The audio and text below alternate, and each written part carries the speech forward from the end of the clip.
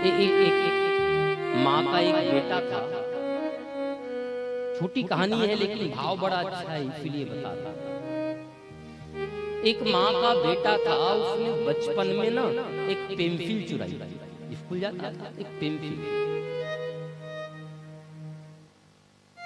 माँ ने सोचा छोटा है, हो गया गलती, छोड़ दो, डांटा नहीं, कुछ नहीं।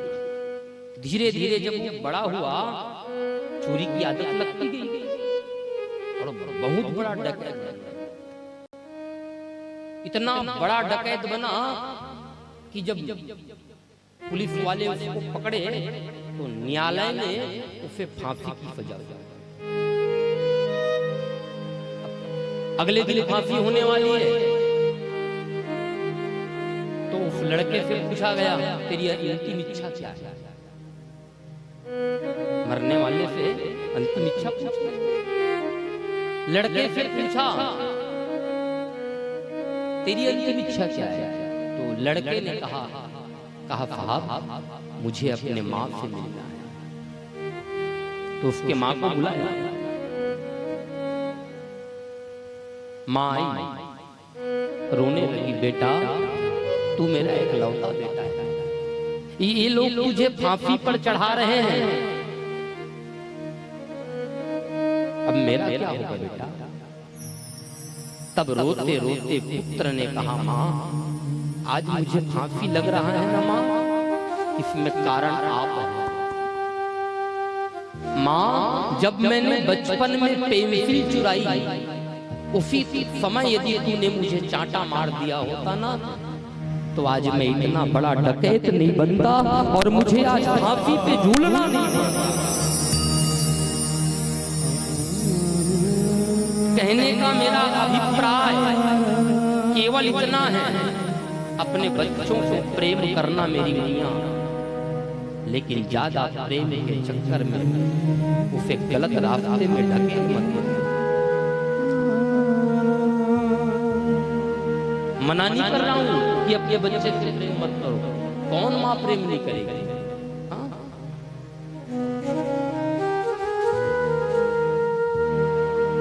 लेकिन माँ सरल होती है ना। आपने बच्चे के हाथ में 100 रुपए का नोट तो दे दिया, लेकिन आपने कभी सोचा आपका बच्चा उसका उपयोग कैसे कर रहा है? कभी उसके पीछे पीछे गए देखने के लिए क्या कर रहा है?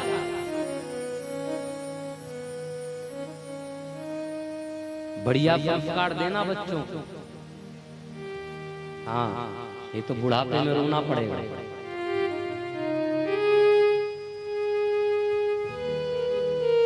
इतनी माताएं बैठी हो, कभी अपने बच्चे से बोला घर में, बेटा कथा हो रही है, कथा में आके बैठा था? कभी बोला? क्षमा करना भाई, लेकिन मैं तो चोट दूंगा समाज को।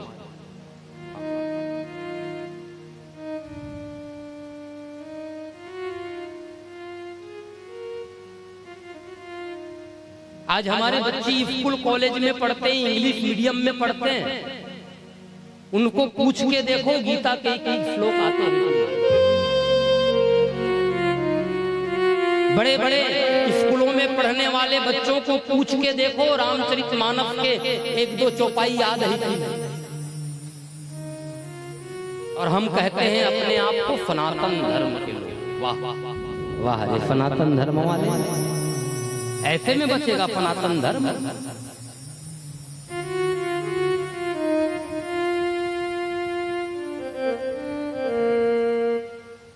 कोफ नहीं रहा हूं, ये बात केवल और केवल आपको जागृत करने के लिए बोल रहा हूं, और मेरा कोई मनफा नहीं।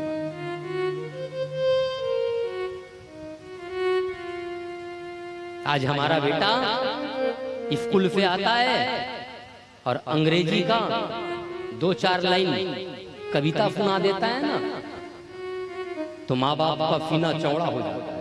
हाँ, मेरा बेटा अंग्रेजी बोलता है।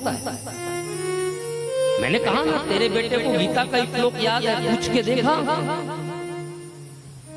रामचरितमानस में कितनी चौपाई है तेरे बेटे को पता है? महाभारत में कितने पर्व हैं किसी को पता है? सब मगन है अपने। केवल पंडाल में आकर कथा सुनने भर से कल्याण नहीं होगा, जब तक जीवन में आचरण में नहीं लाओ कोई मतलब नहीं। इतना पैसा खर्चा कर रहे हो, 9-9 दिन का समय लगा रहे हो इस कथा को सुनने के लिए, और यदि आचरण में नहीं आया क्या फायदा?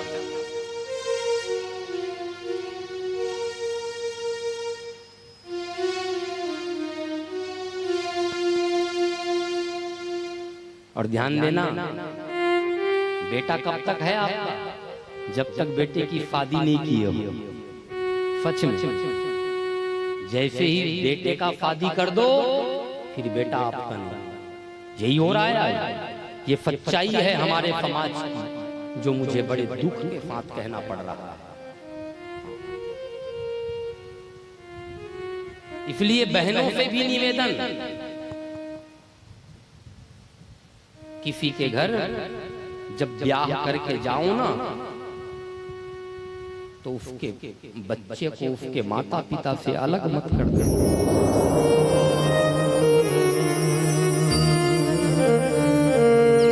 जरा सोचो उन बूढ़े माँ बाप का क्या होगा, जिस माँ ने 9 महीने हमें अपने कोख में रखा, जो बाप बेटे के लिए पूरी जिंदगी अपने कमाई का लगा देता है, वही आज का बेटा पढ़ लिख के क्या कहता है माँ बाप को, तुमने मेरे लिए क्या किया? ये केवल संस्कार की कमी के कारण है मेरी मैया। बचपन में यदि अपने बेटे की संस्कार की चिंता करोगी ना, तो बड़ा होकर संस्कारवान बनेगा, हमारे धर्म की रक्षा करेगा, हमारे शास्त्र की रक्षा करेगा और माता पिता की सेवा करेगा। लेकिन हम तो अपने में मग्न हैं। मैंने देखा शहरों में माताएं रोज पार्टियां में जाएगी, क्या बोलते हैं वो, किटी पार्टी। हाँ, अधिकतर शहरों में यही चल रहा है। बन बन के निकलेगी, बच्चे कहाँ हैं उसका ठिकाना नहीं। भैया बात अच्छी लगे तो स्वीकार करना, अच्छा ना लगे ना तो अब की बार बुलाए हो दोबारा मत बुलाना, कोई फर्क नहीं पड़ने वाला। लेकिन क्या आप गद्दी में बैठे हैं, जो हमारा कर्तव्य है बोलने का, वो समाज को बोले। इसीलिए इस आसन के लिए ठाकुर जी ने हमें चुना है।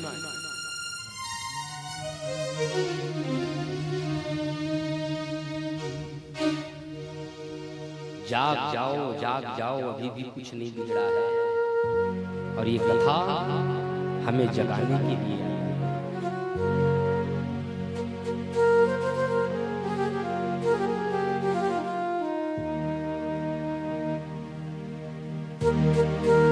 आज बुजुर्ग माता पिता रो रहे हैं सब घर में, बड़े बड़े घर के माता पिता तो अनाथालय में रहते हैं। हाँ,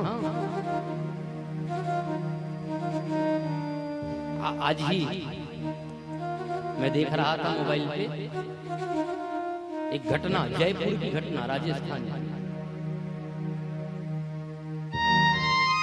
माता पिता थे, उसका एक बेटा था। माता पिता ने बेटे का विवाह कराया। अचानक कुछ ऐसा हुआ कुछ समय बीतने के बाद कि वो बुजुर्ग की पत्नी मर गई, लड़के का मां। अब बाप अकेला रह गया। अब उसका लड़का कुछ दिन तक अपने पास रखा अपने पिता का। फिर उसने कह दिया पिताजी आप गैराज में रहिए। क्यों? बोले आपके कारण मेरी पत्नी को बहुत कष्ट होता है। आप बैठे रहते हैं बैठक कक्ष में, मेरी पत्नी साड़ी पहन के काम करती है, उसको काम करने में तकलीफ होती है। बेटे ने ऐसा कहा। बाप कुछ नहीं बोला, चुपचाप गैरेज में चला गया। अकेला था बेचारा, पत्नी मर गई। पत्नी होती तो सेवा करती ना, अब कौन करे? अब बेटे ने गैरेज में भेज दिया।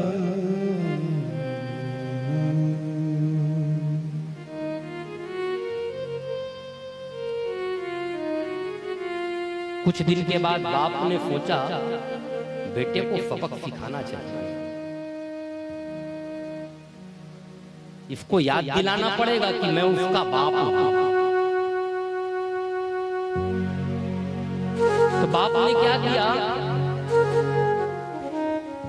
अपने बेटे और उसकी पत्नी के लिए घूमने के लिए बाहर का टिकट करा दिया। हाँ, और वो टिकट अपने बेटे को दे दिया, बेटा तुम दोनों जरा घूमने जाओ, 8-10 दिन घूम के आओ। बेटा बड़ा खुश हो गया, अपने पत्नी को लेके हॉलीडे ट्रिप में निकली। और जैसे ही बेटा और बहू घर से निकले ना घूमने के लिए, बाप ने दिमाग लगाई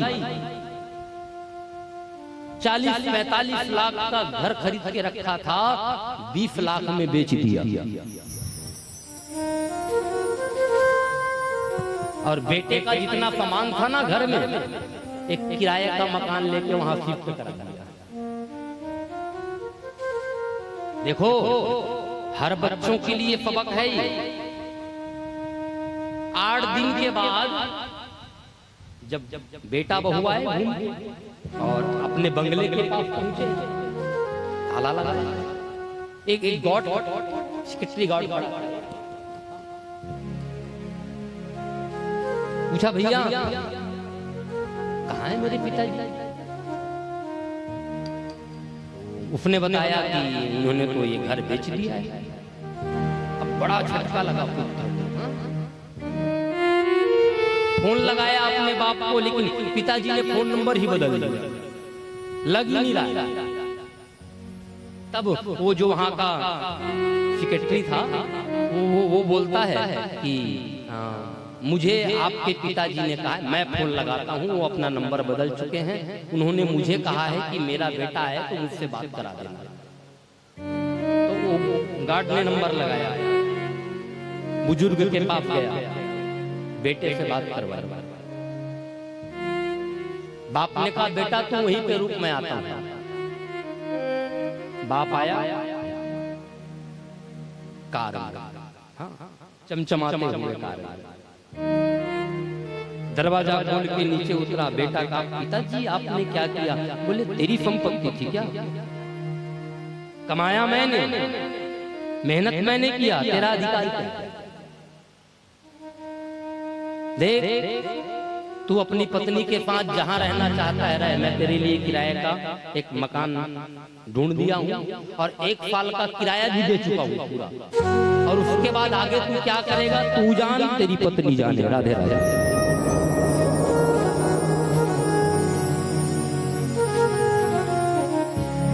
बुजुर्ग लोग भी ध्यान देना, ये घटी हुई घटना है जयपुर की, राजस्थान में।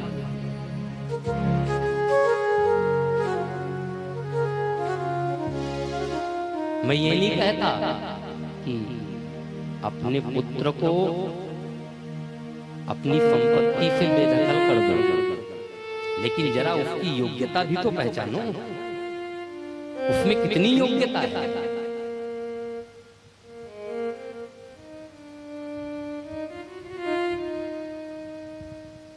कई माता पिता ऐसे हैं जीते जी सब कुछ बच्चों के नाम में कर देते हैं, बाद में उन माता पिता की जो दफा होती है क्या बताएं।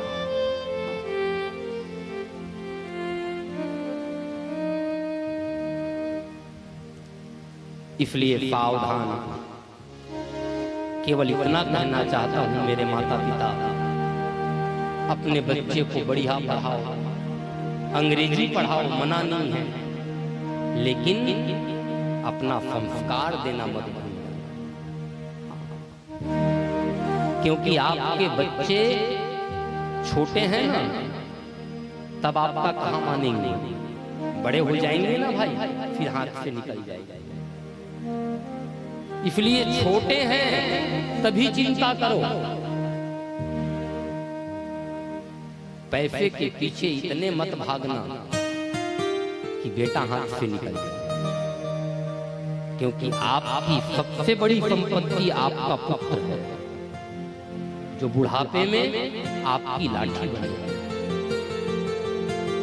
और बुढ़ापे की लाठी ना मजबूत होनी चाहिए, तब टिकता है।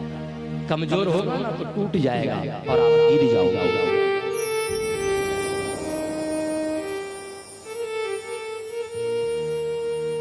तो ये पंडित जी ने